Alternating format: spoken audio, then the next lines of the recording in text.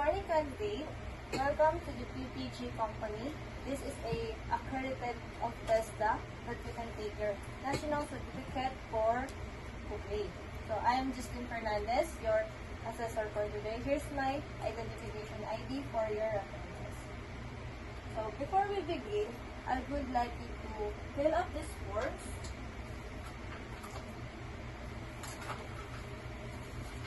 And double check your application form together with the admission slip and self-assessment card. I'll give you 3 minutes to accomplish the application. Are you done? All of the application. Okay. So, based on your SAT, you already have all the knowledge that you need for a national certificate. Okay.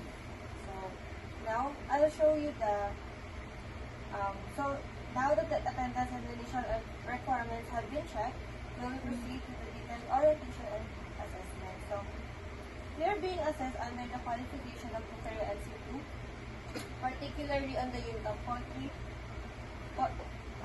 prepare poultry dishes. So this unit covers the knowledge and skills required to prepare portion, cook, and present poultry dishes following standard recipe, workplace hygiene, and safety procedure.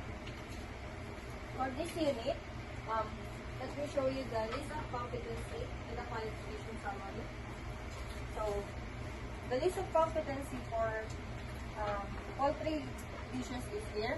So, first is obtain the convey workplace information, complete relevant work-related documents, and set all the needed ingredients, evaluate the hazard risk, control the hazard risk, and etc.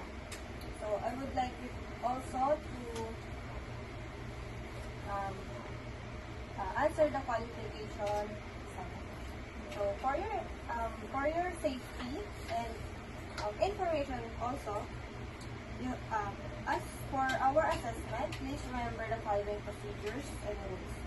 First is follow the instruction given for the practical task. So you need to, if I give you an instructor, you need to follow those instructors for your safety.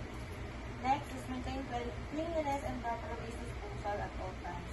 Dry waste and wet waste must be properly segregated and disposed of if designated. So to avoid mix match of the waste, we need to segregate it. Also, as you notice, we have CCTVs in the area.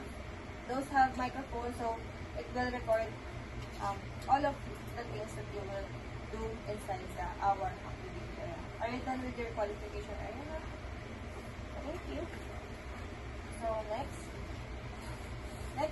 rule, always follow safety protocol, handle knife properly, avoid cross-contamination, and sanitize your workstation regularly. So you need to follow those safety protocols for your safety, of course. No talking, borrowing of tools, or helping other candidates during the assessment unless instructed. So if I give you instruction to help your co-candidate, you can help them. But unfortunately, I will not do that because it will be unfair for your part. Now, for the allowable adjustment, if you have certain medication, you can ask me and you can tell me that you need to take this medicine for your health. So, before we proceed, next is the distribution of, and I will explain the competency assessment agreement sheet.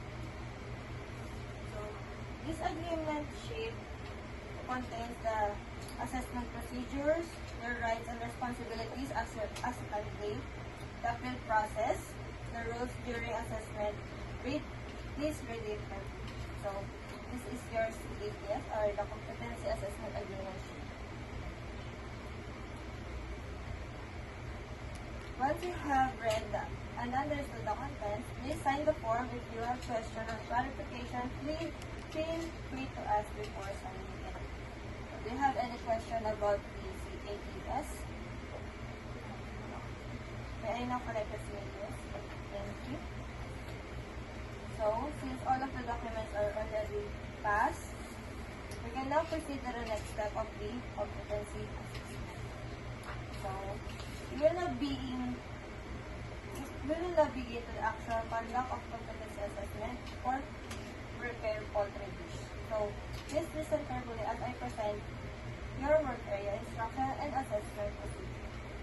So, this is your assessment area. So, here's the floor plan of our company. So, here we have the kitchen, the working area,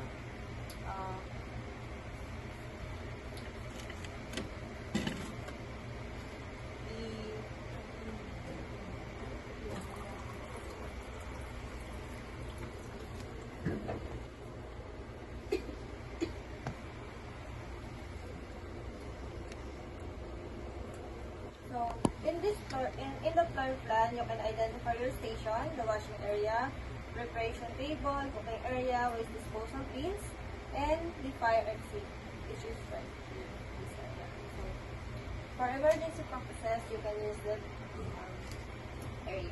So, your tools and equipment are already placed here in the kitchen area. As you can see, we have the stove, rice cooker, ovens, and etc. All the things that you will need in your activity. We also have here the wash area. So, are you ready for your activity? Yes, ma'am.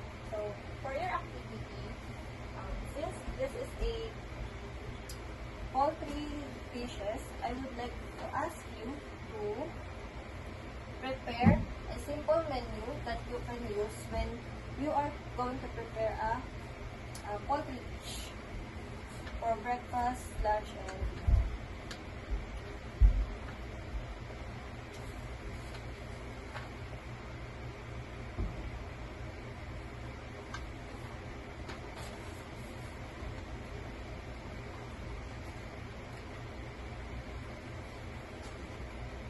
While you're doing your activity, I will start observing your performance using the observation checklist. This observation checklist indicates all the criteria that I will need to check if your performance is accurate to the given competency.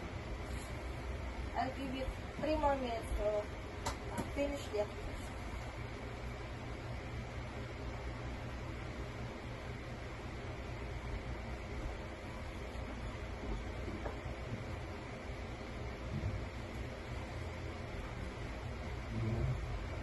Are you done now, ma'am?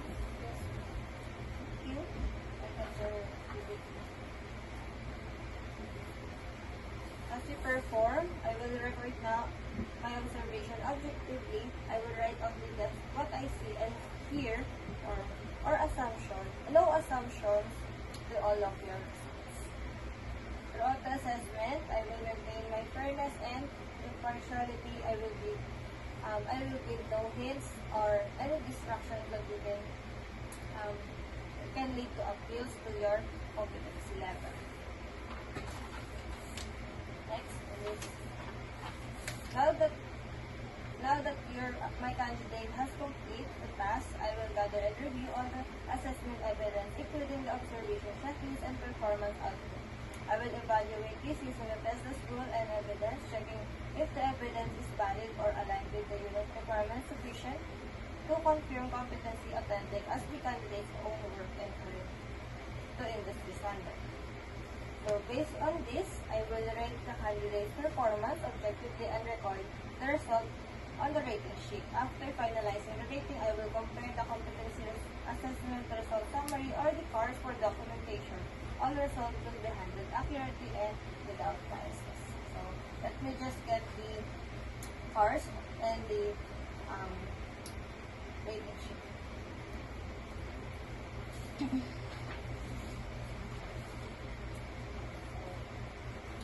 Here is the rating sheet.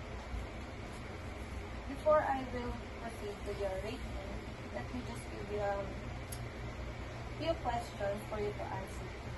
So, when preparing poultry dishes, what is the first thing that you will need to do?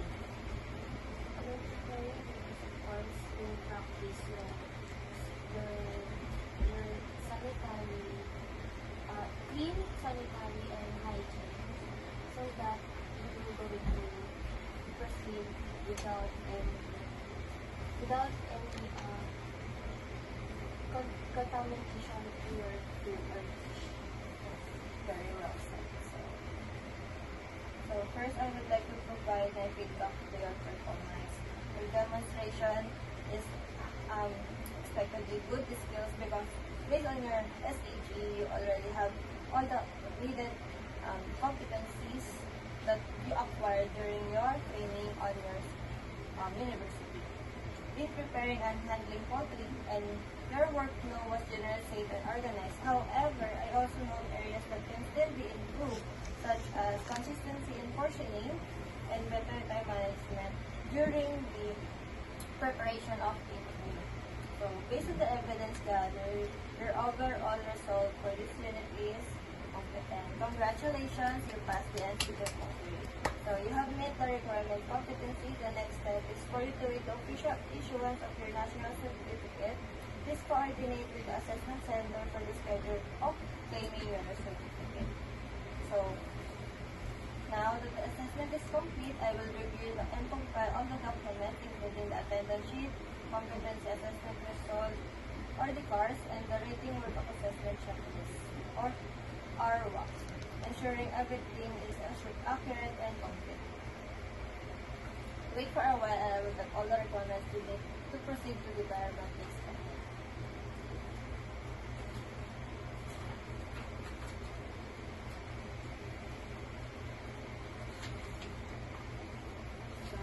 Here are the files that you need to give to the biometrics area. And once again, congratulations for passing the NCT certificate. Congratulations. Wala na kita kasi mama. Nabili yung ano mo. Ayan. Yan. Walang Sabi na. Check mo kami. laban na yan. Bakit ka? Ha? Di ba may cut? Madali na lang yun. Mamaya ang bigyan mo. Para ikaw mo. Tara. Ayun na lang gawin mo na lang isang simple Question. Bawal mag-include ng text dun, di ba? Bawal mag-include ng text. Saan? Ay, huwag na ba daw nila? Pag singit ko na lang yung isang cut lang naman. Dahil ko lang nga dito. Sino ano mo candidate mo?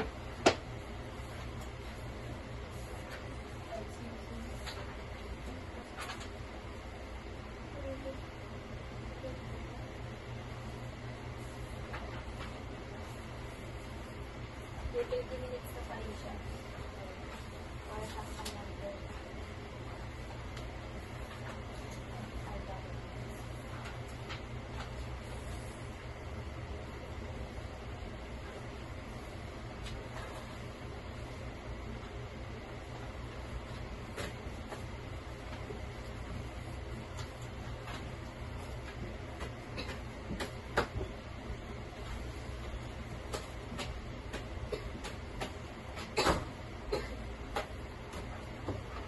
Dapat ikaw naman mag-contribute.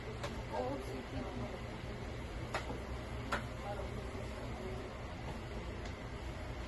Ako ulit. Ay, Sa akin, hindi nagkan. okay na sila. Oh, six, dapat na kayo. Ano ba? Ano magaan? Ano activity mo, guys? Ano? Ganun na lang din. Yung katulad din kanina. Cutting ng poultry. Kung kayong poultry na lang din. Pinarati ka pati. Ba't sa ano? Ba't sa...